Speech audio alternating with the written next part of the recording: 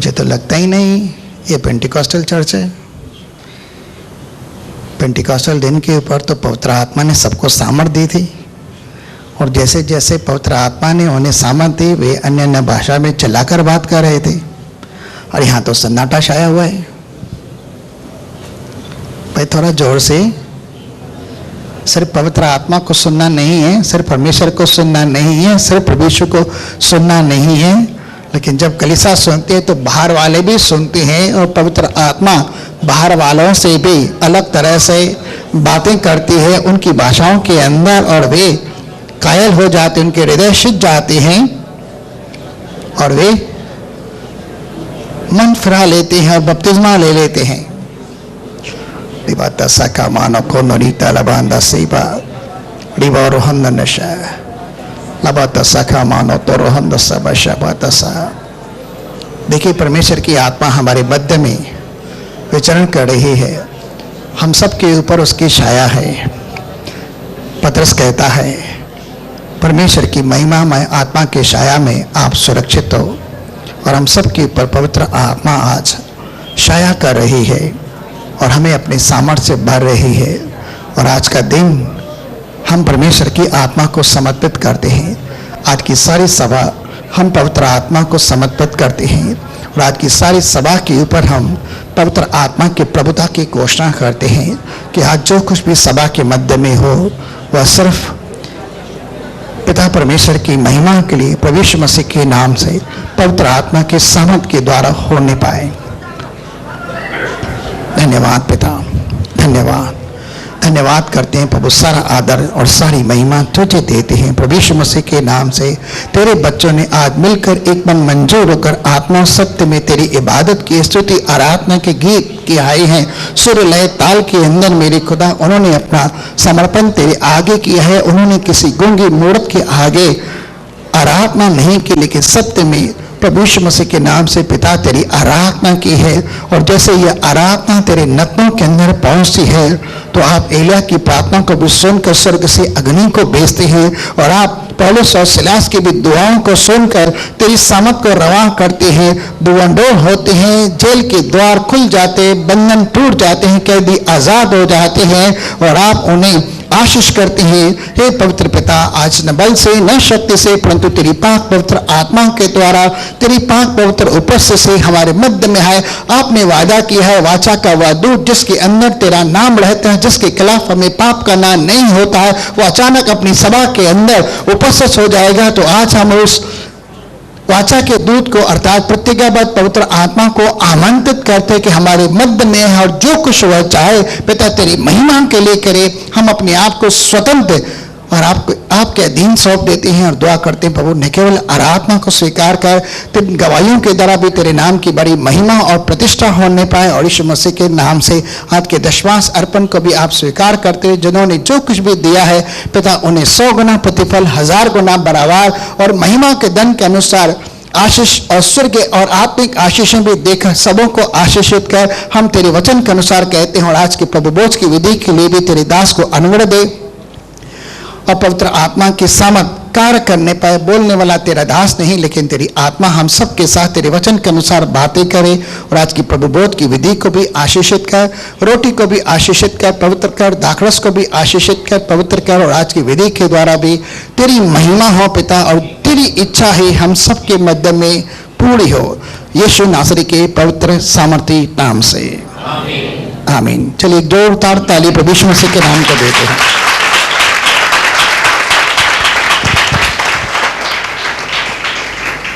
चलिए हम निकालते हैं उत्पत्ति की पुस्तक पहला अध्याय 26वां शब्द। उत्पत्ति पहला अध्याय 26। फिर परमेश्वर ने कहा, हम मनुष्य को अपने स्वरूप के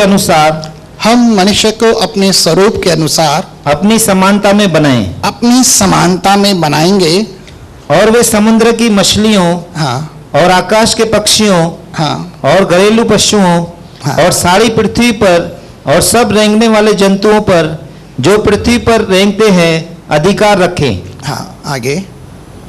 तब परमेश्वर ने मनुष्य को अपने स्वरूप के अनुसार उत्पन्न किया, अपने ही स्वरूप के अनुसार परमेश्वर ने उसको उत्पन्न किया, नर और नारी करके उसने मनुष्यों की सृष्टि की। हाँ, आगे। और परमेश्वर ने उनको आशीष दी और उनसे कहा, फूलो फलो और पृथ्वी में बढ़ जाओ और उसको अपने वश में कर लो और समुद्र की मछलियों तथा आकाश के पक्षियों और पृथ्वी पर रेंगने वाले सब जंतुओं पर अधिकार रखो। ओके, यहाँ 2 मिनट के लिए हम रुकते हैं, चंद बातों को समझने की कोशिश करते हैं। जब परमेश्वर ने अदन की वाटिका बनाई तो वहाँ पर हर प्रकार के फलों के पेड़ बनाए और वहाँ पर मनुष्य को मिट्टी में से रचकर उसके नत्नों के अंदर श्वास होकर जीवता प्राणी बनाया और उसे आशीष दी नर और नारी कर कर, ठीक है। लेकिन जब मनुष्य की सृष्टि की गई और परमेश्वर ने उस छठे दिन के अंदर मनुष्य को देखा तो देखकर कहा बहुत अच्छा है, ठीक है। जिस समय परमेश्वर ने मनुष्य की सृष्टि की और उसके स्वरूप और समानता के अंदर रहे, तब उनके जीवन के अंदर अब तक पाप नहीं था, लेकिन क्या थी? परमेश्वर की उपस्थिति थी। और जहाँ परमेश्वर की उपस्थिति है वहाँ कोई दुख, वहाँ कोई तकलीफ, वहाँ कोई कमजोरी, वहाँ कोई बीमारी, वहाँ कोई परेशानी, वहाँ कोई चिंता, वहाँ कोई डर या घबराहट, कोई बुराई आ नहीं सकती, क्योंकि सुबह और शाम दिन के ठंडे समय के अंदर खुद परमेश्वर आकर उनसे बातचीत करता था और परमेश्वर की संगति में रहने के कारण उनके जीवन के अंदर कोई बुराई नहीं थी। जब परमेश्वर ने मनुष्य को बनाया तब वह पूरी तरह से हृष्ट पुष्ट था, आनंदित था, उसके जीवन में शांति थी और परमेश्वर की संगति के कारण महिमा उसके जीवन के अंदर थी। और वह शारीरिक रीति से कहूँ, मानसिक रीति से कहूँ, आत्मिक रीति से कहूँ, हर तरह से कहूँ, वह आशीषित था, सुरक्षित था, बला चंगा था, हृष्ट पुष्ट था और उसके जीवन के अंदर सामर्थ्य थी। लेकिन जैसे ही पाप आया और पाप के कारण शैतान ने इस धरती के ऊपर प्रभुता करना आरंभ की और इस पाप के कारण इस संसार के अंदर विकराल रूप धारण किया गया और पाप के कारण सजा मौत आई करके और शैतान के द्वारा सारे संसार के अंदर सवाई बाइबल में लिखा है, मूसा क्या बोलता है, आदम से लेके मूसा तक भी मृत्यु ने राज्य किया। रोमियो की पुस्तक 12 के अंदर भी लिखा गया है, सारे जगत के लोगों के ऊपर इस पाप के कारण मृत्यु आ गई, ठीक है। लेकिन परमेश्वर की कतई इच्छा नहीं थी। अगर आदम उस जीवन के वृक्ष में का फल खा लेता तो मैं समझता हूं आज संसार का कोई भी ऐसा हाल नहीं होता। संसार के अंदर न तो मृत्यु होती, न शैतान का तांडव होता, नहीं अंधकार होता, नहीं किसी प्रकार का क्लेश होता, नहीं किसी प्रकार की बुराई होती, यहाँ तक कि मौत भी नहीं होती, न किसी प्रकार की कमजोरी होती, न बीमारी होती, न बिछौड़ा होता, न आंसू होते, न दुख होता, न शोक होता, न विलाप होता, नहीं किसी प्रकार के पाप या श्राप की बात भी हो सकती थी। नहीं यीशु मसीह को इस धरती पर आकर आपके लिए, मेरे लिए, पूरे मानव जाति के पापों के क्षमा के लिए मरना पड़ता, लेकिन पाप के कारण यह सब कुछ हुआ। लेकिन जैसे ही पाप के कारण ऐसा हुआ तो जैसे ही परमेश्वर का जीवन जो आदम के अंदर था वह धीरे धीरे क्षीण होता गया, यानी घटता गया और धीरे धीरे 930 साल की उम्र के बाद आखिरकार आदम भी मृत्यु के हवाले हो गया और वह मर गया। बाइबल बताती उत्पत्ति की पुस्तक के अंदर 930 साल की उम्र के अंदर मरा। लेकिन अगर वह परमेश्वर की उपस्थिति के अंदर रहता तो परमेश्वर के निकट मौत नहीं जा सकती थी, किसी प्रकार की कमजोर बीमारी नहीं जा सकती थी। लेकिन उस जीवन के वृक्ष में खाने के बाद वह सर्वदा अमरता का और अनंत काल का जीवन जीता था और वह हमेशा धर्मी और पवित्र बना रहता था। और संसार के अंदर उस फल के खाने के बावजूद आप और मैं अगर पैदा होते, ठीक है, तो हम कैसे होते? हम भी वैसे ही होते। जीवन के फल का असर, पाप के फल के कारण हम भी शारीरिक दशा के अंदर उत्पन्न होते हैं और मृत्यु के अंदर बढ़ते हैं। लेकिन उस जीवन के फल का खाने के कारण अगर आदम खा लेता तो हमारे पास क्या होता? जीवन होता, अनंत काल का जीवन होता। हम सर्वदा परमेश्वर की संगति के अंदर अपनी आंखों से परमेश्वर को देखते थे, अपनी कानों से परमेश्वर को सुनते होते और सुबह और शाम उसकी संगति के अंदर रहकर बिना कुछ परिश्रम के, बिना नौकरी टोकरी उठाए हुए हम उसकी संगति के अंदर अदन की वाटिका के अंदर आराम से वो फल खाते रहते। सही है ना? क्या मैं कुछ गलत बता रहा हूं? अगर ऐसा होता, आदम ने पाप और मृत्यु का वर्जित फल था वो नहीं खाया होता और उसकी जगह पर अगर उसने वो फल खाया होता तो ये आशीष तो पहले से उन्हें दी गई थी, फूलो फलो, तो वो सारी आशीष हमारे जीवन के अंदर भी आती, क्योंकि हम उस समय कहाँ थे? हम आदम और हवा के पेट के अंदर थे और आज हमने उसी के द्वारा जन्म पाया है, क्योंकि परमेश्वर ने हर एक फल के अंदर अपने हिसाब से बीज दिया है और उसे वह ताकत दी है कि वह अपने समान ही पैदा करे। ठीक है, कई समय पहले हमने सीखा था। लेकिन अदम की वाटिका के अंदर क्या आदम और हवा बीमार थे या कमजोर थे या किसी प्रकार से अपंग थे, अंधे, लूले, लंगड़े, मंडे, टुंडे? नहीं, बिल्कुल भी नहीं। हालांकि बाइबल में लिखा है वे नंगे थे, लेकिन उन्हें शर्म का भी एहसास नहीं था, क्योंकि उनका विवेक इस समय क्रियाशील नहीं था पाप के कारण। लेकिन पाप के कारण उनका विवेक भी क्रियाशील हो गया था और उन्होंने अपने आंखों से जब देखा, फाइव सेंसेस के द्वारा अपने आप को देखा और महसूस किया कि हम नंगे हैं, और उसके बाद वो छिप गए थे। और आज भी मनुष्य पाप के कारण परमेश्वर की उपस्थिति से दूर भागने की कोशिश करता है और परमेश्वर के निकट नहीं आता, जबकि परमेश्वर हमारा प्रभु यीशु मसीह क्षमा करने वाला दयालु परमेश्वर है। अपनी दोनों बाहें पसार कर क्रूस के द्वारा हमें अपने पास बुलाता है कि मेरे बच्चों, मेरे पास लौट कर आओ, अभी भी समय है कि तुम मेरे पास आओगे तो मैं तुम्हें क्षमा करूंगा और तेरे सब पाप और अधर्म को माफ करके अपने लहू में पवित्र करूंगा। लेकिन आदम ने पाप किया तो वह परमेश्वर की उपस्थिति से भागता रहा। लेकिन उसके परिणाम क्या होते हैं, हम चंद बातों के अंदर पढ़ते हैं। सबसे पहले यशायाह की पुस्तक में एक शब्द पढ़ते हैं, यशायाह 33 उसका 24। कोई निवासी न कहेगा, कोई निवासी यानी आप और मैं इस धरती पर रहने वाले लोग हैं, रहवासी हैं, लेकिन कोई निवासी नहीं कहेगा कि मैं रोगी हूं, मैं रोगी हूं, मैं कमजोर हूं, मैं बीमार हूं, मैं पीड़ित हूं। कोई नहीं कहेगा कि इस कहां की बात की जा रही है। अगर आगे का इस पूरा अध्याय पढ़ेंगे तो वो स्वर्ग के बारे में कह रहा है, सियोन के बारे में कह रहा है। सियोन की स्तुति कौन रखता है? ठीक है, सियोन के स्वर्गों की स्तुति कौन रखता है? ठीक है, आगे यहाँ सियोन की परवाह किसको है? स्वयं परमेश्वर के। कोई निवासी न कहेगा कि मैं रोगी हूं, और जो लाग उसमें बसेंगे, जो लोग हाँ, जो लोग उसमें बसेंगे, कभी कभी हम भी खा जाते हैं भाई कुछ, हाँ, उनका अधर्म क्षमा किया जाएगा। जो लोग उसके अंदर निवास करेंगे उनके सब पाप यानी सारे अधर्म क्षमा किए जाएंगे। और कोई निवासी नहीं कह पाएगा उसके बाद कि मैं कमजोर हूं या बीमार हूं या पीड़ित हूं। लेकिन जिनके पाप क्षमा किए जाते हैं वे सब चंगे किए जाएंगे। हम आपसे एक सवाल प्यार से, कितने लोगों के पाप क्षमा हो चुके हैं? अच्छा ठीक है, दूसरा सवाल, किन लोगों के पाप अब तक क्षमा नहीं हुए हैं? हाथ उठाएंगे। अरे वाह, वेरी गुड, आप सही ट्रैक पर हो, अच्छी बात है करके सबके पाप माफ हैं। आप सभी मसीह यीशु के लहू में धुलकर धर्मी और पवित्र बन चुके हैं। क्या आप अपने लिए ताली बजा सकते हैं?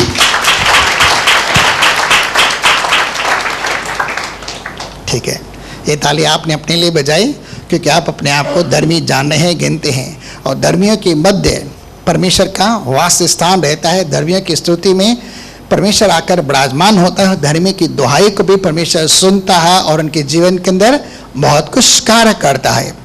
चलिए हम 3 बातों के अंदर जा रहे हैं। यहाँ आदम को हमने देखा कि आदम कैसे था, एकदम परफेक्ट फिट था, एकदम हेल्दी था, क्योंकि वह परमेश्वर के स्वरूप और समानता के अंदर है। लेकिन शैतान ने पाप के कारण उसका रूप ही बिगाड़ दिया।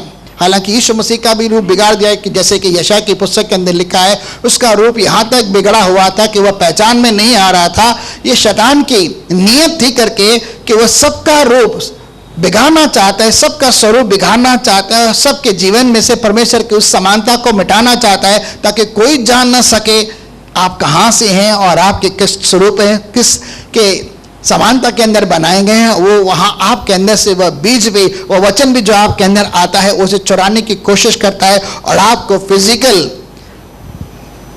देखने की कोशिश करवाता है कि आप अपने आप को फिजिकली देखो। इसलिए वह आपकी आंखों को भी बंद कर देता है, आपके मन की आंखों को भी बंद करता है। अंधकार का पर्दा आपकी आंखों के अंदर डाल देखा है ताकि वे तेजों में परमेश्वर प्रभु यीशु मसीह की उस महिमा को न देख पाए। अगर शैतान और संसार के अधिकारी जानते थे तो हमारे प्रभु यीशु मसीह को जो तेजों में प्रभु है क्रूस पर कभी नहीं चढ़ाते, क्योंकि उस समय उन्होंने भी नहीं जाना था। चलिए आ रहे हैं हम 3 जगहों के ऊपर आते हैं। हम सब जानते हैं यूहन्ना 10 और 10 पढ़ेंगे। चोर किसी और काम के लिए नहीं, चोर किसको कहा गया है? शैतान को कहा गया है। ठीक है, चोर किसी और काम के लिए नहीं, परंतु केवल चोरी करने हाँ, और घात करने और नष्ट करने को आता है। नष्ट करने के लिए आता है। यह उपाधि जो है शैतान महाशय को दी गई है। वो आता है चुपके से, चोरी के इरादे से, और हमारा स्वास्थ्य, हमारा जीवन, हमारी शांति, हमारा आनंद, परमेश्वर का सहभागिता, हमारे जीवन के अंदर बल, धन, जो कुछ भी हमारे पास है उन सबको चुरा कर ले जाता है और बदले में हमें दे जाता है सिर्फ शोक, सिर्फ विलास, सिर्फ निराशा, हताशा, कंगालपन, कर्ज, मर्ज, चिंताएं, डर, सब हमें दे जाता है बदले के अंदर, और हम ऐसे जीवनों के अंदर जीते हैं। लेकिन धन्यवाद हो परमेश्वर का कि हमारे द्वारा हर जगह अपने प्रेम की सुगंध का सुसमाचार फैलाकर अपने प्रेम को प्रकट करता रहता है। ठीक है, आगे चलते हैं। मैं इसलिए आया कि वे जीवन पाए। लेकिन यहां पर यीशु मसीह कह रहा है, मैं किस लिए आता हूं? जीवन देने के लिए। यीशु मसीह किसी को मारने के लिए नहीं आया, यीशु मसीह किसी पर दोष लगाने के लिए नहीं आया। यीशु मसीह तो खुद मनुष्य जाति के पापों के प्रायश्चित के लिए अपना लहू बहाने के लिए आया, अपने प्राणों का बलिदान करने के लिए आया, और उसके द्वारा हमें अनंत काल का जीवन देने आया, जहां लिखा है बहुतायत का जीवन। मैं इसलिए आया कि वे जीवन पाएं और बहुतायत का जीवन पाए। दोनों बातों के अंदर डिफरेंस है ना। वो चोर है, वो चोरी करके चला जाता है, लेकिन बदले में यीशु मसीह आता है और हमें वापस जो कुछ हमने खोया है आदम में, वो सब कुछ हमें फिर पुनः स्थापित करके फिर लौटा कर दे देता है। यहाँ चोरी करता है, वहाँ वह देता है। चोरी करने वाले के पास, चोरी करने वाले को तो हम बहुत अच्छे से समझ जाते हैं और अक्सर हमारा ध्यान उसके ऊपर लगा रहता है, लेकिन जो प्यार से हमें बहुतायत से देता है उसके ऊपर थोड़ा बहुत ध्यान जाता है। अगर हम उसे स्मरण करेंगे ना, हमारे जीवन के अंदर ऑटोमेटिकली डबल आशीषें आती जाएगी। चलिए 3 शब्दों के अंदर हम चल रहे हैं। हम सब अय्यूब के विषय में जानते हैं। पहली बात, सब लोग जानते हैं अय्यूब, सब लोग को पता है ना कहानी। अय्यूब के जिंदगी के अंदर बाइबल में लिखा, अय्यूब जैसा मनुष्य जो धर्मी था, खड़ा था, बुराई से दूर रहने वाला और परमेश्वर का भय मानकर धर्म के पथ पर चलने वाला था, जिसके विषय में खुद परमेश्वर गवाही देता है कि इसके जैसा मनुष्य पूरी धरती के ऊपर नहीं है, जो मेरा भय मानता और मेरी आज्ञाओं पर चलता है, इसके जैसा खड़ा और धर्मी और कोई नहीं है। तो परमेश्वर ने उसे बहुत से आशीषित किया था और उसके घर के चारों ओर एक बाड़ा बांध कर रखा था, और उस बाड़े के विषय में शैतान महाशय आकर कहता है, तूने इसे आशीष दिए इसलिए तेरी तारीफ करता है, बाड़े को हटा और से ये आशीषें ले, तो देख तेरे नाम की कैसे वह निंदा करता है। तो परमेश्वर शैतान को अलाउ करता है करके आपके जीवन के अंदर भी, जब तक शैतान आपके जीवन को छूने के लिए परमेश्वर से परमिशन नहीं प्राप्त करता, आपके जीवन में रत्ती मात्र भी उंगली नहीं रख सकता। इस बात को अपने ध्यान के अंदर रखना, और कभी भी किसी प्रकार से आप परमेश्वर के ऊपर कभी दोष मत लगाना। ठीक है, कि ये काम परमेश्वर के द्वारा हुआ, परमेश्वर उसे परमिशन देता है, भाई ठीक है, उसके प्राणों को मत लेना। और जब वह बाड़ा हटाया जाता है तो एक ही दिन के अंदर अनगिनत तरह से अय्यूब के जीवन के अंदर तकलीफ आ जाती है, दुख परेशानी आती है, उसके 10 बच्चे मर जाते हैं, धन संपत्ति छीन जाती है, घर परिवार महल सब कुछ बिखर जाता है। लेकिन उसके बाद उसके शरीर के ऊपर क्या आता है? चलिए हम पढ़ते हैं 2:7, अय्यूब 2:7। तब शैतान यहोवा के सामने से निकला। तब शैतान, अच्छे से देखना, समझना और पढ़ना, कौन आ रहा है? शैतान परमेश्वर की हुजूरी से बाहर निकला और अय्यूब को पांव के तलवे से ले सिर की चोटी तक बड़े बड़े फोरों से पीड़ित किया। अब क्या कह रहा है शैतान? क्लियर शब्दों के अंदर लिखा है, तब शैतान ने अय्यूब को पैरों से लेकर सर तक बड़े बड़े फोड़ों से पीड़ित किया। इसका मतलब अय्यूब के शरीर के ऊपर बीमारी लाने वाला, फोड़े लाने वाला कौन? शैतान। यानी शैतान बीमारी का करता धरता है। एक बात तो समझ में आ गई इस वचन के अनुसार। ठीक है, अब दूसरी बात के अंदर हम चलते हैं। लूका की पुस्तक के अंदर हम एक कहानी पढ़ते हैं, जहां पर एक औरत है जो 18 साल से कुबड़ी हो चुकी थी। याद है कहानी? और वह किसी तरह से भी सीधी नहीं हो रही थी। वहां पर एक दिन आराधना के अंदर यीशु मसीह आता है, उस औरत को देखता है और उसे कहता है, हे नारी, तू अपनी दुर्बल करने वाली बीमारी से छूट गई। लोग कुछ भी बोलते हैं, हम वहां पर नहीं जाते, लेकिन यीशु मसीह उसके सर पर हाथ रखता है और वह बिल्कुल भी सीधी हो जाती है। और लोग क्या कहते हैं? लेकिन यीशु मसीह वहां पर एक महत्वपूर्ण शब्द कहता है। चलिए हम पढ़ते हैं 13 का 16। मैं अपने मुख्य मुद्दे के ऊपर ही आ रहा हूं। लूका 13:16। और क्या उचित न था, क्या यह जरूरी नहीं है कि यह स्त्री जो इब्राहिम की बेटी है, यह स्त्री जो इब्राहिम की बेटी है, जिसे शैतान ने 18 वर्ष से बांध रखा था, जिसे शैतान ने 18 वर्ष से बांध रखा था। किसने बांधा था? शैतान ने इसे पूरी तरह से बांध कर रखा था, अपने कब्जे के अंदर करके रखा था, अपने शिकंजे में बांध कर रखा था। सबत के दिन इस बंधन से छुड़ाई जाती। ऐसे ही आराधनालय के अंदर सबत का दिन था जहां यीशु मसीह प्रचार कर रहे थे, इस बंधन से मुक्त की गई। यहां पर लिखा गया है बंधन, पीड़ा देने वाला भी शैतान, और मनुष्य को अपने पाप मनुष्य को उसके पाप के कारण उसे अपने बंधन में, अपने शिकंजे में, अपने कैद में रखने वाला भी शैतान। यहाँ क्लियर कट उनके नाम लिखे हुए हैं। शैतान ने उसे बांध कर रखा था और क्या हो गया था? वह पूरी तरह से पीड़ित हो गई थी। यानी यहाँ जिस बारे में लिखा गया है वहां पर एक इन्फॉर्मिटी के बारे में लिखा है, एक दुर्बल करने वाली दुष्ट आत्मा के बारे में लिखा है, जो शैतान की आत्मा है और किसी के जीवन के अंदर आती है तो कभी कभी अलग अलग प्रकार की कमजोरियों से या इन्फॉर्मिटी से वह इंसान परेशान हो जाता है और बंधा रहता है और कभी छूट नहीं सकता जब तक कि परमेश्वर का पुत्र उसे न छुड़ाए। जब तुम सत्य को जानोगे तो सत्य तुम्हें आजाद करेगा, और जिसे पुत्र आजाद करता है वह सत्य में निश्चय रूप में आजाद हो जाता है। ठीक है, 8:32 और 36 योना की पुस्तक के अंदर लिखा गया है, पुत्र ही स्वतंत्र करता है, किसी और को स्वतंत्र करने की ताकत नहीं है, लेकिन आप और हम उसके नुमाइंदे हैं, जिसे परमेश्वर ने दान दिए, वरदान दिए, अधिकार दिए, और मसीह के नाम से हम जाकर औरों को भी मसीह के नाम से ही आजाद कर सकते हैं। ठीक है ना? सही है? चलिए बहनों से थोड़ा निवेदन करके प्लीज थोड़ा आप आगे बढ़ेंगे, भाइयों से भी निवेदन करके थोड़ा थोड़ा आगे बढ़ेंगे। यहां एक पहले देखा बीमारी शैतान के द्वारा, ठीक है, और उसके बाद देखा हमने एक दुष्ट आत्मा जिसके कारण भी एक बीमारी है, इन्फॉर्मिटी है। ठीक है, अब तीसरी तरफ चलते हैं। मेरा बाइबल का फेवरेट वर्ड प्रेरितों की पुस्तक 10 अध्याय उसका 38वां शब्द,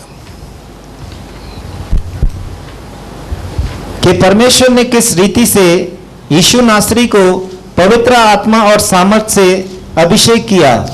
किस रीति से परमेश्वर पिता ने यीशु नासरी को पवित्र आत्मा और सामर्थ से अभिषेक किया। यीशु मसीह के ऊपर परमेश्वर की आत्मा का सामर्थ था, अभिषेक था, और उस अभिषेक के द्वारा ही उसने महानतम कामों को अंजाम दिया, आचार कर्मों को अंजाम दिया, नाना प्रकार की चंगाइयां, नाना प्रकार के छुटकारे प्रभु यीशु मसीह पवित्र आत्मा की सामर्थ के द्वारा ही कर पाता था। ठीक है, और आगे वह भलाई करता, वो सबके साथ भलाई करता है। चक्कर देखो कि परमेश्वर कितना भला है, क्या ही धन्य है मनुष्य वो जो उसकी शरण में आता है। ठीक है, और सबको जो शैतान के सताए हुए थे, तीसरा शब्द लिखा है सबको जो शैतान के द्वारा सताए हुए थे। इंग्लिश के अंदर लिखा है those who were oppressed by the devil. Oppress यानी पूरी तरह से उन्हें ऑप्रेस किया जाता था, उनके जीवन के अंदर एक ऑप्रेस करने वाली स्पिरिट काम कर रहे थे। उन्हें ऑप्रेस, जो ऑप्रेस्ड थे उसके द्वारा, वो उन्हें क्या करता रहा? चंगा करता रहा। इंग्लिश के अंदर लिखा गया है हील्ड। ठीक है, इंग्लिश में पढ़ते हैं, how God anointed Jesus of Nazareth with the Holi spirit and with power, who went about doing good and healing all that were oppressed of the devil, for God was with him. परमेश्वर प्रभु यीशु मसीह के साथ था, इसलिए पवित्र आत्मा के रूप में, इसलिए वो उस अभिषेक के कारण, उस सामर्थ के द्वारा, शैतान के द्वारा ऑप्रेस किए गए लोगों को क्या करता था? चंगा करता था। तो यहां पर जिन ऑपरेस के बारे में लिखा है वो कुछ फिजिकल, कुछ इमोशनल और कुछ मेंटल बातें थी जिनके अंदर वो परेशान रहते थे, जहां पर एंजाइटी है, स्ट्रेस है, डिप्रेशन है, हिंदी में कहेंगे तो निराशा, हताशा, मायूसी, चिंता, अकेलापन, डर, घबराहट, न जाने किस किस प्रकार की बातें उनके जीवन के अंदर थी, और वो यीशु मसीह इन सबको चंगा करता रहा, उन सबको इन बंधनों से छुड़ाता रहा, क्योंकि उसके ऊपर परमेश्वर की आत्मा की सामर्थ्य। तीनों जगह पर एक कॉमन नाम आया, शैतान। ये सारे काम क्या हैं? शैतान। लेकिन शैतान को अधिकार क्यों मिलता है? पाप के कारण। ठीक है, पाप के कारण ही उसे अधिकार मिलता है। एक चंद शब्दों को हम पढ़ते हैं, चलिए। निर्गमन की पुस्तक 15 अध्याय 26। ठीक है, ये सबका जाना माना, सबका फेवरेट वर्ड है कि यदि तू अपने परमेश्वर यहोवा का वचन तन मन से सुने, परमेश्वर का वचन फिजिकली भी सुने और उसके ऊपर मन भी लगाएं। ठीक है, और जो उसकी दृष्टि में ठीक है, जो उसकी नजरों में सही है, उचित है, राइट है, वही करे, वह करे, यानी परमेश्वर के वचन का, आज्ञा का पालन। ठीक है, आगे। और उसकी आज्ञाओं पर कान लगाए, हाँ, और उसकी सब विधियों को माने, उसकी सब विधियों पर माना, यानी उसके ऊपर चलता रहे। तो जितने लोग मैंने मिस्रियों पर भेजे हैं, जितने लोग मैंने मिस्रियों पर भेजे हैं, उनमें से एक भी तुझ पर न भेजूंगा। उनमें से कोई एक भी रोग मैं तुम पर आने नहीं दूंगा, वरन उन सब से मैं तुम्हें चंगा करूंगा। आगे। क्योंकि मैं तुम्हारा चंगा करने वाला यहोवा हूं। पहली बात तो वो रोग को आने नहीं देता, लेकिन दूसरी बात, अगर रोग आ भी गया तो वह उसे चंगा करता है। दोनों बातों के अंदर एज ए डॉक्टर बनकर, एज ए फिजिशियन बनकर, एज ए डाल बनकर वो हमारी रक्षा भी करता है और हमें चंगा करता है, क्योंकि उसका उद्देश्य है मनुष्य मेरे स्वरूप और मेरे समानता के अंदर बनाया गया है, इसलिए सदा क्या रहे? हृष्ट पुष्ट रहे, आनंदित रहे, उसके जीवन के अंदर शांति हो और कहीं पर भी उसके जीवन के अंदर शोक विलाप न हो। यशायाह की पुस्तक के अंदर कहता है, वो हमारे सर से शोक की पगड़ी को हटाकर हमारे सर पर हर्ष और आनंद का तेल लगाता है। ठीक है, शोकित कौन होते? कमजोरी के अंदर, बीमारी के अंदर, जब निराशा हताशा हो जाती है, इंसान शोकित हो जाता है और वह मातम मनाता रहता है, विलाप करता रहता है, आंसू बहाता रहता है। लेकिन परमेश्वर इन सब बातों को हटाकर उसके सर पर ऐसे तेल लगाता है हर्ष का और आनंद का, कि वह हमेशा आनंदित रहता है, आत्मा में आनंदित रहता है और मन में मगन रहता है। जो कि उसने, एलीशिबा ने कहा, अब मेरा मन परमेश्वर की आत्मा के कारण आनंदित है और मेरा मन परमेश्वर के कारण मगन है, क्योंकि उसने मेरे लिए अद्भुत काम किए हैं। ठीक है, अगर आप लूका की पुस्तक पहले अध्याय के अंदर पढ़ेंगे तो एलीशिबा जो जकरयाह की पत्नी है, वो आत्मा से बढ़कर इसी प्रकार का गीत गाती है। तो न केवल फिजिकल जो है, लेकिन इमोशनल जो है, मेंटल जो है, स्पिरिचुअल जो है, हमारे जीवन के अंदर आती है। और वह तेल यानी अभिषेक, वह आत्मा का अभिषेक और कोई नहीं, सिर्फ प्रभु यीशु मसीह देता है। ठीक है, तो क्या लिखा है कि यदि तू अपने परमेश्वर यहोवा का वचन तन मन से सुने और जो उसकी दृष्टि में ठीक है वही करे, जो उसकी दृष्टि में ठीक है। ठीक है, यानी जो उसकी नजरों में सही है वो करे, अगर नहीं करे तो उसका मतलब है वही पाप, और पाप के कारण बीमारी है, पाप के कारण शैतान को अधिकार मिलता है और पाप के कारण ही मृत्यु का फल आता है और पाप के कारण ही श्राप भी आ जाता है। ठीक है, पाप के कारण दंड भी आता है, मृत्यु भी आता है, श्राप भी आता है, लेकिन यीशु मसीह इन सबसे हमें मुक्त करता है। और एक दो शब्द पढ़ते हैं। ठीक है, व्यवस्था विवरण की पुस्तक 7 अध्याय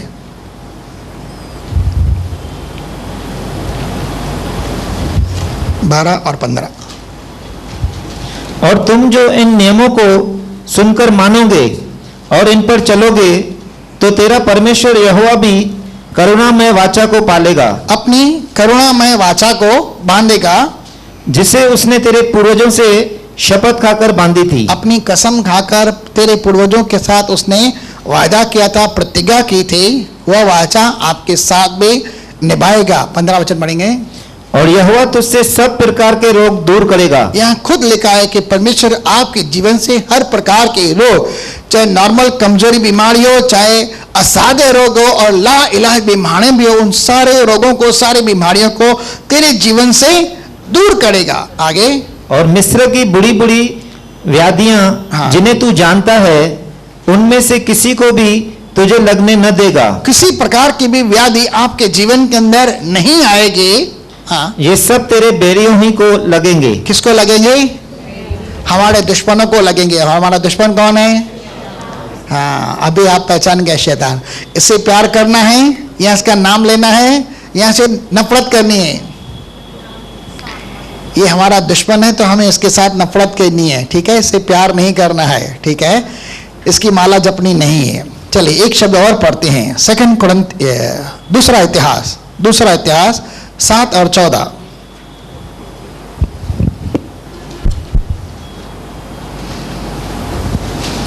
तब यदि मेरी प्रजा के लोग जो मेरे कहलाते हैं, कौन? आप और हम सब, मैं आप सब, हम जो भी हैं वो किसके कहलाते हैं? प्रभु यीशु मसीह के कहलाते हैं। उसकी पवित्र प्रजा है, याजकों का समाज है, राज पदधारी लोग हैं, ठीक है। 1 पतरस 2:9 के अंदर लिखा है, दीन होकर प्रार्थना करे। कैसे होकर? दीन होकर, ना कि घमंड में, न अभिमानी होकर, लेकिन दीन बनकर प्रार्थना करे। प्रार्थना करेंगे किससे? परमेश्वर से। क्या परमेश्वर हमारी प्रार्थनाओं को सुनता है? बिल्कुल भी सुनता है। प्रार्थना एक विश्वासी के जीवन में दिया गया सबसे शक्तिशाली हथियार है। अगर प्रार्थना करने वाला इंसान परमेश्वर की उपस्थिति के अंदर बना रहता है, उसके जीवन से परमेश्वर सभी रोगों को, सभी बुराइयों को, व्याधियों को, परेशानियों को, चिंताओं को, संकटों को, मुसीबतों को और दिक्कतों को दूर करता है। इतने सारे नाम ले जाता हूं मैं। और मेरे दर्शन के खोजी होकर। किसके? परमेश्वर के दर्शन, परमेश्वर की खोज करनी है। आगे, अपनी बुरी चाल से फिरे। अपनी बुरी चाल से फिरे, यानी अपने पापों से मन फिराएं, तो मैं स्वर्ग में से सुनकर, मैं स्वर्ग में उनकी प्रार्थना सुनूंगा। आगे, उनका पाप क्षमा करूंगा। पहले तो उनका पाप माफ करूंगा। यहां देखना, एक शब्द के ऊपर ध्यान आता है। आपकी प्रार्थना को परमेश्वर सुनता है और आपके जीवन के अंदर पाप है, और अगर आप अपने पाप का अंगीकार करते हैं, परमेश्वर से पश्चाताप करते हैं, उनसे क्षमा की मांग करते हैं, तो परमेश्वर आपके पाप को माफ करता है। आकाश और पृथ्वी के मध्य ऐसा कोई नाम नहीं है जिसके द्वारा पाप की क्षमा हो या उद्धार हो। केवल एक नाम है, प्रभु यीशु मसीह, जिसके द्वारा पापों की क्षमा है। यदि आप दीन और नम्र बनकर अपने पाप का अंगीकार करते हैं, तो परमेश्वर का पुत्र प्रभु यीशु मसीह का लहू आप और मुझको सब पाप और अधर्म से धोकर शुद्ध करने में विश्वास योग्य है, ठीक है। तो मैं उनकी स्वर्ग से सुनकर उनका पाप पहले तो माफ करूंगा और उनके देश को ज्यों का त्यों कर दूंगा। इंग्लिश के अंदर लिखा है, I will heal their land, मैं उन्हें चंगा करूंगा, उन्हें छुटकारा दूंगा। लेकिन प्रार्थना के अंदर दीन होना है। लेकिन अगर हम कहें कि हमने पाप किया ही नहीं, तो अपने आप को धोखा देते हैं, और जैसे परमेश्वर को झूठा ठहराते हैं। परमेश्वर का झूठा ठहरना नामुमकिन है। परमेश्वर सत्यवादी है। पाप के कारण ही हम महिमा से वंचित है, और पाप के कारण ही शैतान का प्रभुत्व होता है। लेकिन जब पाप क्षमा हो जाते हैं, तो हमारे जीवन के अंदर ऑटोमेटिकली परमेश्वर चंगाई देता है। यह उसका वायदा है, और यही वाक्य उसने याकूब की पुस्तक के अंदर भी लिखा है। चलिए हम चलते हैं वहां पर, अपने मुद्दे पर आते हैं। याकूब 5 अध्याय 13 से पढ़ते हैं। यदि तुम में कोई दुखी हो, यदि तुम में कोई दुखी हो, दुखी होने का मतलब कई प्रकार के दुख होते हैं। और मैंने ये नहीं कहता कि हमें से कोई बड़ी भविष्यवाणी नहीं कह रहा, भाई गलत रीति से मत लेना करके कि मैं आपके लिए कुछ बड़ा कह रहा हूं। कोई ना कोई किसी न किसी रीति से परेशान है ही है, ठीक है। आगे, तो तुम में कोई दुखी है, परेशान है, चिंतित है, तो फिजिकली, मेंटली, इमोशनली, स्पिरिचुअली, या किसी घर परिवार के अंदर बाल बच्चों के विषय में, धन के विषय में, या भाड़े भत्ते के विषय में, काम धंधे के विषय में, किसी भी रूप में कोई परेशान है, तो वह क्या करे? क्या करे भाई? यहाँ दूसरी बार आ रहा है, क्या करे? राजा सुलेमान को भी परमेश्वर कहता है प्रार्थना करना है दीन मनकर, ठीक है। और भाई यहाँ पर भी याकूब भी वही सिखा रहा है, दीन मनकर हमें प्रार्थना करें, क्योंकि परमेश्वर दीन जन की प्रार्थना को सुनता है। और दूसरी बात लेके, यदि तुम में कोई मनुष्य परेशान है, दुखित है, तो वह प्रार्थना करे। यदि आनंदित हो, अगर कोई ऐसा मनुष्य जिसके जीवन के अंदर कोई दुख क्लेश नहीं है, तो वो सकता है वो आप में से कोई हो भी ऐसा, ठीक है। हो सकता है आपके जीवन के अंदर ऐसा कोई हो, तो वो क्या करे भाई? जो तो खुश है तो क्या करे? तो वह स्तुति के भजन गाए। हाँ, सब लोग गाते हैं। बोले पास्टर जी हमें से तो कोई भी नहीं है। क्या मैं गलत बोल रहा हूँ, सही बोल रहा हूँ? बोले अभी अभी तो आपने उल्टा बोल दिया करके सब लोग किसी न किसी बात में परेशान हैं, इसलिए हम स्तुति के गीत नहीं गा सकते। भाई जब आप स्तुति के आराधना के गीत गाते हैं, प्रार्थना से, तो बहुत कुछ होता है। प्रेरितों की पुस्तक 16 अध्याय के अंदर लिखा है, रात के अंधेरे में जब जेल खाने के अंदर पौलुस और सिलास के हाथ और पांव काट के अंदर ठोकर जेल खाने के अंदर रखा गया था, तो वहां पर प्रार्थना करते हुए क्या कर रहे थे? भजन गा रहे थे, परमेश्वर की स्तुति गा रहे थे। और क्या हो गया? अचानक बोंडोल हुआ, धरती हिल गई, ऑटोमेटिकली जेल के दरवाजे खुल गए और जो बंधन बंधे हुए थे वो भी टूट गए और कैदी आजाद हो गए। ये तो क्या हो रहा था भाई, थोड़ी देर के लिए समझने की कोशिश करो। आज का मुख्य टॉपिक वो भी था करके मैं इसी बात के विषय में भी प्रार्थना करता था, आखिर ऐसा क्या हो गया। ऐसी परिस्थिति के अंदर प्रार्थना के साथ साथ आराधना करना, ऐसी परिस्थिति के अंदर प्रार्थना के साथ धन्यवाद देना बहुत कठिन हो सकता है। जबकि पौलुस और सीलास पूरी तरह से लहूलुहान है, उन्हें कई बेहते मारी गई है और उनके शरीर से खून टपक रहा है और जेल खाने के अंदर अंधियारा है करके 2000 साल पहले की बात, यानी जब बिजली भी नहीं थी, मशालें जलती थी और पूरा जेल खाने के अंदर अंधकार है। ऐसी परिस्थिति के अंदर कैसे कोई प्रार्थना कर सकता है? वो तो क्या करेगा, कंप्लेन नहीं करेगा, परमेश्वर को दोष देगा, प्रभु हम तो तेरे नाम का प्रचार कर रहे थे, हमने तो एक दासी के अंदर से दुष्ट आत्मा निकाला, हमने तो तेरे सुसमाचार को प्रचार किया और दुनिया को यही बताया कि तू मसीह, तू प्रभु है, और आज हमारा ऐसा हाल। प्रभु आज के बाद हम तेरे नाम का प्रचार नहीं करेंगे, तेरे प्रचार करने से हमें मार मिलती है, जेल खाने के अंदर जाना पड़ता, खून बहता है, जख्म पड़ते हैं, हम नहीं करेंगे। वैसा कंप्लेन कर सकते थे, लेकिन उन्होंने किया क्योंकि उन्हें परमेश्वर के अभिप्राय का पता था कि अगर हम ऐसी दशा के अंदर भी, दुख के अंदर भी, परेशानी के अंदर भी प्रार्थना करते हुए परमेश्वर की इच्छा के अनुसार परमेश्वर की आराधना करते, उसे धन्यवाद देते, उसके भजन गाते, उसकी स्तुति करते, आराधना करते हैं, कुछ हो सकता है। और जो कुछ होता है, क्या हो रहा है, शैतान की जो फाउंडेशन है पाप की, जिसके ऊपर उसे अधिकार मिलता है, जो मनुष्य के ऊपर अधिकार करने के लिए, उसे सरकार रखने के लिए हक वास्ता देता है व्यवस्था के द्वारा, वो नींव ही हिल जाती है और दरवाजे ऑटोमेटिकली खुल जाते हैं। परमेश्वर की उपस्थिति आती है, पवित्र आत्मा का सामर्थ उतरता है और बंधन, किसने बंधन खोले भाई? ऑटोमेटिकली जिनके पास हथकड़ियां थी, जिनके पैर में बेड़ियां थी, जिनके कंधों के ऊपर, हाथों पैरों के अंदर लकड़े के जुए थे, बंधे हुए थे, वो ऑटोमेटिकली टूट जाते हैं। पवित्र आत्मा की सामर्थ के द्वारा वो छुटकारे को पाते हैं, ऑटोमेटिकली चंगाई को पाते हैं और सारे कैदी आजाद हो जाते हैं। ये सब पवित्र आत्मा के सामर्थ के द्वारा वहां पर होता है। और ऐसी दशा के अंदर याकूब कहता है, यदि तुम्हें कोई मनुष्य दुखित है तो वह प्रार्थना करे, यदि कोई आनंद देता है तो स्तुति के भजन गाए। और कई जगह पर देखते हैं तो वो तो धन्यवाद भी नहीं करते लोग, वो परमेश्वर का धन्यवाद भी नहीं करते, लेकिन कंप्लेंट बनी रहती है, भाई परमेश्वर कुरकुराने वालों से प्रसन्न नहीं होता, लेकिन जो धन्यवाद देते हैं उनसे वह अधिक प्रसन्न होता है। आगे,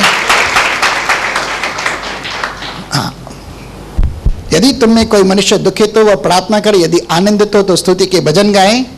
यदि तुम में कोई रोगी हो, यदि कोई ऐसा बीमार है, कमजोर है, ऐसा ही नॉर्मल वाला, भाई सर्दी खांसी वाला बुखार नहीं कहता हूं, नॉर्मल बीमारी है, वायुमंडल के कारण, आबोहवा के बदलाव के कारण ये नॉर्मल होती रहती है, लेकिन जिस बीमारी के विषय में, जिस रोग के विषय में लिखा है, सामने वाला रोग शैया से उठ भी नहीं सकता, चल फिर भी नहीं सकता और बिस्तर के ऊपर ही पड़ा है और वह एक प्रकार का जैसे लालाज है या मोहताज है कि उठ नहीं सकता। यदि तुम में कोई ऐसा रोगी है तो ऐसे रोगी के लिए याकूब महाशय सलाह देता है, तो कलीसिया के प्राचीनों को बुलाए, कलीसिया के कुछ धर्मवृद्धों को घर के अंदर बुलाए और वे प्रभु के नाम से उस पर तेल मलें। प्रभु यीशु मसीह के नाम से क्या करें? तेल मलें। और तेल क्या होता है? पवित्र आत्मा का प्रतीक है कि हम परमेश्वर तेरी उपस्थिति के अंदर तेरे वचन के अनुसार काम करने जा रहे हैं, अब तू तेरी सामर्थ को प्रकट कर। और यहां पर क्या होता है? पवित्र आत्मा की सामर्थ के द्वारा आजादी मिल जाती है, चंगाई मिल जाती है, छुटकारे मिलते हैं और करने वाला और कोई नहीं, पवित्र आत्मा है। यहाँ पौलुस और सीलास के साथ जेल खाने के अंदर जब ये परमेश्वर के भजन गा रहे थे तो पवित्र आत्मा के द्वारा ये सब संभव हो पाया। आगे, तेल मलकर उसके लिए प्रार्थना करे, हाँ, और विश्वास की प्रार्थना के द्वारा, विश्वास की प्रार्थना, इस बात के ऊपर ध्यान देना। 2 सप्ताह हम प्रार्थना में चलते रहे, विश्वास और कन्फेशन के विषय में ही सीखते रहे। 2 प्रभुभोज की विधियों के अंदर हमने ऐसा ही कुछ सीखा था, विश्वास की प्रार्थना। अगर आप विश्वास करते हैं कि परमेश्वर आपको क्षमा करता है, परमेश्वर आपको चंगा कर सकता है और आप प्रार्थना करते हैं तो हाँ, विश्वास की प्रार्थना करें। यदि आपके मन के अंदर संदेह है कि परमेश्वर करेगा कि नहीं करेगा, मैं चंगा होऊंगा कि नहीं होऊंगा, ये बीमारी जाएगी या नहीं जाएगी, तो गड़बड़ है करके इसका मतलब आपके अंदर क्वेश्चन मार्क है, आपके मन के अंदर कहीं ना कहीं परमेश्वर के प्रतिज्ञा या उसकी सामर्थ के प्रति संदेह है। आगे, और विश्वास की प्रार्थना के द्वारा रोगी बच जाएगा, विश्वास की प्रार्थना के द्वारा रोगी बच जाएगा, यानी रोगी अपनी बीमारी से छुटकारा पाएगा, अपनी तकलीफ से मुक्ति पाएगा और परमेश्वर उसे बचा लेगा, उसे चंगा करेगा। आगे, और प्रभु उसको उठाकर खड़ा करेगा। परमेश्वर ऐसी रोग शैया से उसे उठाकर खड़ा करेगा। ठीक है। और यदि उसने पाप भी किए हो, अब यहां पर कंडीशन आ गई, जोड़ दिया गया, अगर उसने पाप भी किए होंगे तो उनकी भी क्षमा हो जाएगी। ये बीमारी क्यों आई, ये रोग शैया पर तकलीफ क्यों आई? पाप के कारण। अगर उसने पाप भी किए रहेंगे तो आगे चलकर परमेश्वर से वह माफी मांगेगा, प्रभु मुझे माफ करके मैंने फलाने किस्म की गलती की है, पाप किया है, तेरे ऊपर अविश्वास किया है और मेरे जीवन के अंदर ये बीमारी या दुख आए और मैं बिस्तर के ऊपर आ गया, मुझे माफ कर दे, लेकिन आज तूने मुझे चंगा किया, मैं तेरा धन्यवाद करता हूं। वह ऐसा कर सकता है। ठीक है। और आगे, इसीलिए तुम आपस में एक दूसरे के सामने अपने अपने पापों को मान लो। अपने अपने पापों को मान लो, सिर्फ मानना ही है। ठीक है। और बाइबल में 28:13 के अंदर लिखा है छोड़ना भी है। नीति वचन की पुस्तक के अंदर, जो कोई अपने पाप को मान लेता है और छोड़ भी देता है उस पर दया की जाती है। ठीक है। आगे, और एक दूसरे के लिए प्रार्थना करो। एक दूसरे के लिए प्रार्थना करो जिससे चंगे हो जाओ। जिससे क्या हो जाओ? चंगे हो जाओ। क्या विश्वास की प्रार्थना के द्वारा जब पाप क्षमा हो जाते हैं तो परमेश्वर चंगा कर सकता है? ये परमेश्वर की कुछ प्रतिज्ञाएं हमने पढ़ी। सेकंड इतिहास 7:14 के अंदर, निर्गमन 15:26 के अंदर, लय व्यवस्था के अंदर हमने पढ़ी, कुछ चंद बातें पढ़ी कि वो चंगा करने वाला परमेश्वर है। अगर हम परमेश्वर के आगे इस तरह से जाते हैं अपने पाप का अंगीकार करते हुए, वो हमारे जीवन के अंदर कुछ करता है। चलिए अब एक मुद्दे के ऊपर आते हैं। अय्यूब की पुस्तक 42 उसका 10। यहां कुछ हो गया। अय्यूब 42:10 मैं समझता हूं सबको पता है ये क्या है। जब अय्यूब ने अपने मित्रों के लिए प्रार्थना की। अय्यूब अपने मित्रों के लिए प्रार्थना कर रहा है। खुद बीमार है, खुद परेशान है, खुद बेहाली के अंदर है और खुद फोड़ों से लहूलुहान है, उसके शरीर से इतनी बदबू आ रही है, उसके शरीर के अंदर से इतनी सराहट के कारण, फोड़ों के कारण गंदी बदबू आती है। लेकिन यह औरों के लिए प्रार्थना कर, अपने दोस्तों के लिए प्रार्थना करता है परमेश्वर से वार्तालाप करने के बाद। तब यहोवा ने उसका सारा दुख दूर किया। परमेश्वर ने उसका सारा दुख, सारा यानी उसने क्या क्या खोया था आप समझ सकते हैं। अगर पढ़ना चाहे तो 1 और 2 अध्याय अय्यूब का पढ़ सकते हैं। परमेश्वर ने उसका सारा दुख, यहाँ फिजिकल नहीं है, मेंटल नहीं, इमोशनल नहीं है, क्या बोलते हैं, आर्थिक रीति से नहीं है, बच्चे हैं, घर परिवार, नौकर चाकर, धन संपत्ति है, जो कुछ है उसने खोया था और शैतान उसे चुरा कर ले गया था। लेकिन जैसे ही वह प्रार्थना करता अपने मित्रों के लिए, परमेश्वर उसके जीवन का सारा दुख, सारी पीड़ा, सारी परेशानी, सारी दिक्कतें, सारे संकट दूर करता है और उसे कितना देता है भाई? और जितना अय्यूब का पहले था, जितना अय्यूब ने पहले मान के चलो खोया था, उसका दुगना यहोवा ने उसे दे दिया। उसका कितना मिला? फिर भी आप प्रार्थना नहीं करते भाई। परमेश्वर आपको इस साल के अंदर नई आशीष दे चुका है, मैं आपको इस साल डबल ब्लेस करूंगा, लेकिन फिर भी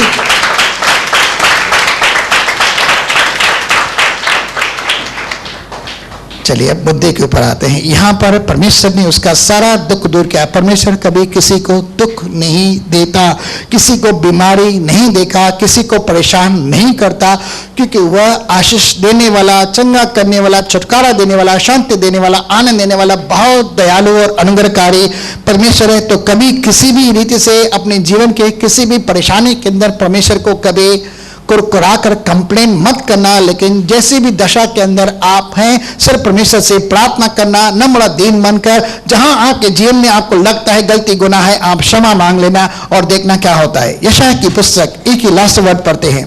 यशायाह सॉरी मत्ती की पुस्तक, क्षमा करना, मत्ती की पुस्तक 13 अध्याय 14 से पढ़ते हैं। वहां यशायाह ही है भाई। और उनके विषय में यशायाह की यह भविष्यवाणी पूरी होती है, हाँ, कि तुम कानों से तो सुनोगे। क्या करो? कानों से तो हम परमेश्वर के शब्द को सुनते हैं। सब लोग सुन रहे हैं? किनके पास कान है?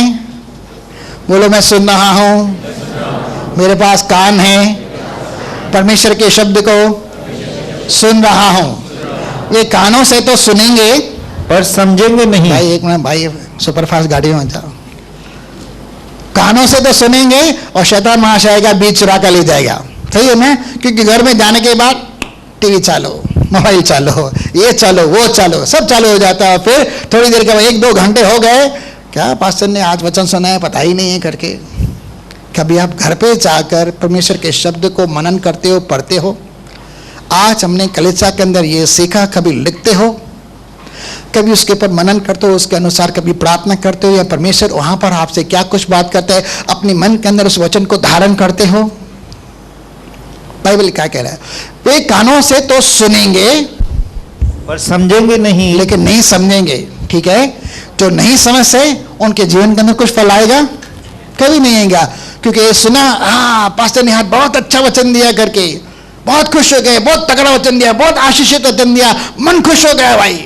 घर के अंदर वैसे ही आगे तुम कानों से तो सुनोगे पर समझोगे नहीं। और यानी आंखों से परमेश्वर के शब्द को सुनना है तो समझना भी है, उसके ऊपर मनन भी करना है, उसे मन के अंदर धारण भी करना है, अपने मन के अंदर शब्द को बनाए भी रखना है, उस वचन के अनुसार हमारे जीवन के अंदर प्रार्थना भी करनी है। यदि आराधना करने के लिए, धन्यवाद करने के लिए, जय करने के लिए परमेश्वर कहता है तो हमें वो भी करना है। ये परमेश्वर की आज्ञा है कि तुम सुनोगे तो सही परंतु समझोगे नहीं। और आंखों से तो देखोगे। आंखों से तो देखो। यह शब्द यशायाह जब देख रहा था 700 साल पहले यीशु मसीह के बारे में कि किस तरह से वह परमेश्वर का शब्द धरती पर देकर रूप धारण करके वह अद्भुत काम करता है। परमेश्वर की दिव्य वाणी, परमेश्वर के सामशील शब्द को ताजा ताजा मन्ना प्राप्त करके वह लोगों को देता है। वो सुनते तो हैं, देखते भी हैं कि उनके द्वारा कितने बड़े बड़े चमत्कार हो रहे हैं, लेकिन वे समझते नहीं। ठीक है, आगे। पर तुम्हें न सूझेगा। उन्हें सूझेगा नहीं। क्या यही मसीह है? क्या यही उद्धार करता है? क्या यही परमेश्वर है? क्या ये चंगा कर सकता है? ये छुटकारा दे सकता है? लेकिन वे तो उसके ऊपर उल्टा इल्जाम लगाते। तो ये तो बालजाबूब की आत्मा के द्वारा, दुष्ट आत्माओं के सरदार के द्वारा है, दुष्ट आत्माओं को निकालता है। क्या बोल रहे भाई? यीशु मसीह के ऊपर एक गलत व्यंग कर देते थे करके। वे आंखों से तो देखेंगे परंतु सूझेगा नहीं। आगे। क्योंकि इन लोगों का मन मोटा हो गया है। हाँ, और वे कानों से ऊंचा सुनते हैं। हाँ, और उन्होंने अपनी आंखें मूंद ली है। हाँ। कहीं ऐसा न हो कि वे आंखों से देखें, आंखों से देखे और कानों से सुने, कानों से सुने, और मन से समझे, मन से समझे, और फिर जाएं। और अपने पाप से फिर जाएं, पश्चाताप करें, अपने पाप को छोड़ें, और मैं उन्हें चंगा करूं। और उसके बाद क्या होगा?